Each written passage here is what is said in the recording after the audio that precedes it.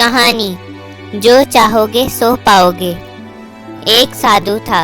वह रोज घाट के किनारे बैठकर चिल्लाया करता था, जो चाहोगे सो पाओगे, जो चाहोगे सो पाओगे।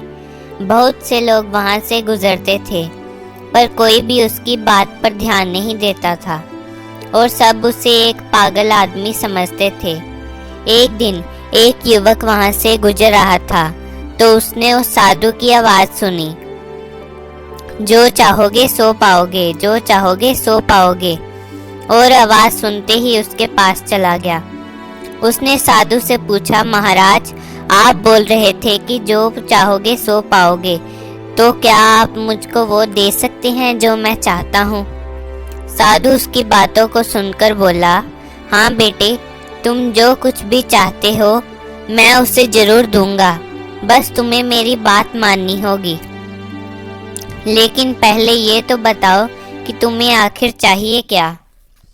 और ऐसा कहते ही साधु ने अपना हाथ आदमी की हथेली पर रखते हुए कहा, पुत्र, मैं तुम्हें दुनिया का सबसे अनमोल हीरा दे रहा हूँ। लोग इसे समय कहते हैं। इसे तेजी से अपनी मुट्ठी में पकड़ लो और इसे कभी मत गंवाना। तुम इससे जितना चाहोगे उतने हीरे बना सकते हो। युवक अभी कुछ सोच ही रहा था कि साधु ने उसकी दूसरी हथेली को पकड़ते हुए बोला, पुत्र, इसे पकड़ो, ये दुनिया का सबसे कीमती मोती है।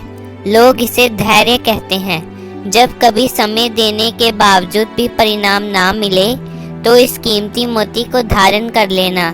याद रखना, जिसके पास ये मोती है वह दुनिया में कुछ भी प्राप्त कर सकता है। युवक गंभीरता से साधु की बातों पर विचार करता है और निश्चय करता है कि आज से वह अपना समय कभी भी बर्बाद नहीं करेगा और हमेशा धैर्य से काम लेगा। और ऐसा सोचकर वह हीरो के एक बड़े व्यापारी के यहाँ काम शुरू करता है और अपनी मेहनत और ईमानदारी के बल पर एक दिन खुद भी हीरो का बहुत बड़ा व्यापारी बन जाता है। फ्रेंड्स, समय और धैर्य वह दो हीरे मोती हैं जिसके बल पर हम बड़े से बड़ा लक्ष्य प्राप्त कर सकते हैं।